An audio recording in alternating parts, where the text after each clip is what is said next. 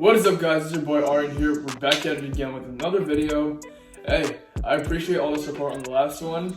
If you're new to the channel, make sure to hit the like button, hit the subscribe button, and tap the bell for all notifications, and follow me in the links in the descriptions, all of them. But yeah, so I wanted to take some time today to talk about my opinion on the education system and high school especially, given that now I've graduated and how I felt about it. Because I had two different environments. One was in school and one was during coronavirus, so I wanted to compare the two, and I wanted to talk about why exactly it is that I feel that kids don't really look forward to school.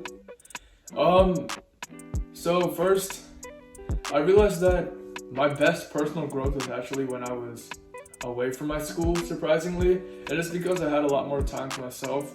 Thing is, when I would show up to school in person, I'd meet my friends and all, and we would have like 10 minutes before we actually went to class. We'd have like 5 minutes between classes and then lunch. But one thing I noticed is that everything that we did, obviously you had to follow the curriculum, but they weren't really places where students could really grow. The only thing students grew was self-doubt, and I'll tell you why. Somebody like me, I'm very confident in the stuff I do, and that comes off as arrogant sometimes, specifically because I believe that I did a good job. I addressed this in one of my TikToks a while back, like not too long ago actually, but when you and your friends take a test and you leave, right, and they ask you, yo, how do you think you did, right? And I say, I think I did a good job, right? I actually think I did a good job. Everybody's gonna be looking at you like you're arrogant or that you're cocky or something. Like, hey, how do you know that you did a good job, right? Like, how do you know you studied enough? Because whenever I see my friends leave the class after a test, I always hear them say, yo, oh my god, I think I did so bad, man. Yo, I don't know how I did. Whatever, you know? And it's because we are in fear. We doubt ourselves. And we're in fear of what will happen should we fail. That's the reason why so many kids study for their tests. Me being a brown kid myself, and luckily my parents aren't really the stereotypical brown parents who will throw you out if you get a 95 because you're only 5 points less, right? In our case, in our culture especially, we are brought up that everything we do affects our family's reputation, everything we do affects our family's name, affects our future. If we mess up one test, it's going to affect that one college that we really wanted to go to, and that test is going to be the reason why, and that we're disappointing everybody that came before us, and all that stuff. Trust me, it exists.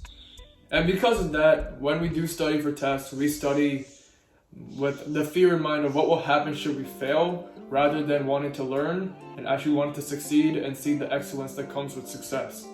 And then try to carry that momentum into the next one. We study to avoid disappointment. And that's how I feel. Because I know I used to feel that way. And I used to always be almost chasing a goal. But I wasn't really chasing anything. I was rather running away from something. And because I wasn't even the best student for a solid period of my life, I never really even reached said goal that I wanted to reach because I never knew what the goal was. The moment I removed that disappointment and the moment I looked at everything as progress, that was the moment that things started changing, and I actually started doing better in school because I was showing up to class with the purpose to learn rather than to just consume the material really quickly, kind of like how Rancho from Three Idiots, the Indian movie, described it. I was actually there to want to be there. I was there with a purpose. I wanted to learn said concept. I wanted to figure out how it worked and then apply it to a test and then attack each thing like a puzzle, which will then help me somehow, some way, rather than just trying to water in all of this content like a sponge and then just spurt it all out and then not care about it again until I cram my entire final studies. And because of that, you know, my grades just improved. Instead of trying to avoid disappointment, if you try to chase success, you have a much higher chance of doing well. And I don't feel like school teaches that, because you're always taught to, like, hey, like, I know they do try, you know, they will tell you, like, hey, if you got a C on your last test and you get on a B on this one, right, and if you studied harder and you got a B, that is good progress, right? So that they do try to do, and I give them credit for it, but I feel like the doubt is always there, because people aren't really motivated to learn the actual thing. Because the moment you shift that perspective, nothing becomes like a daunting task anymore, and everything almost becomes like it almost falls in place in a way that makes sense. And that's why I feel like, especially when I attack the next phase of my schooling in Purdue University, I'm going to be attacking it with an objective mindset and the one that's ready to learn and that knows that I'm going to apply said concepts in the future. And with that being said, actually, now that I remember, why do kids take 7 APs anyway? I've had this phenomenon that I don't like, is where, let's say if a kid wants to grow up and become a scientist, why is he taking like AP Spanish language? You know what I mean?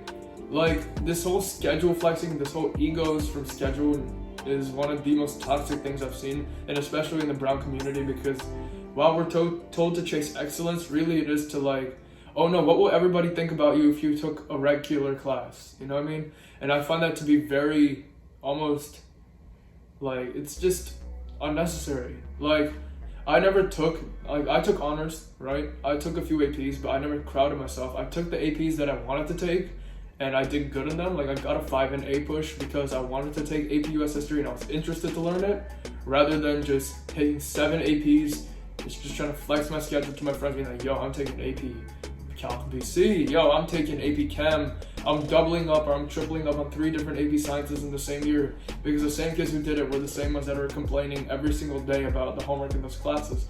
Of course it is, because you're not supposed to take 7. You are not supposed to take 7 of those. Why are you doing that when you don't even want to do half of those in the future? So why are you taking advanced studies in them? Yeah, I get it, right, for college credits, but why are you rushing college as well? When I go to college, I'm going there for the experience as well, along with the learning. I want to be there for 4 years. I don't see the point in trying to leave in 3 years, because that is a very pivotal moment in your life. The first chance you actually get to display adulthood and take care of yourself. So why rush it? Anyway, this has just been my point of view. This is not educational criticism or educational advice. This is just how I feel and some of the thoughts that I wanted to vent out about an idea that I heard from a few weeks ago that someone suggested to me. But yeah, my name is Aryan Vij. Thank you for joining me today, and I hope to see you guys next time for a new video. And make sure to like, comment, and subscribe, and hit the bell to get notified every time I upload. And follow my Spotify. I'm dropping new music soon. Follow my Instagram and TikTok. You already know how it is, at VIJ, the rapper. All will be in the description. Take care, learn on, and peace.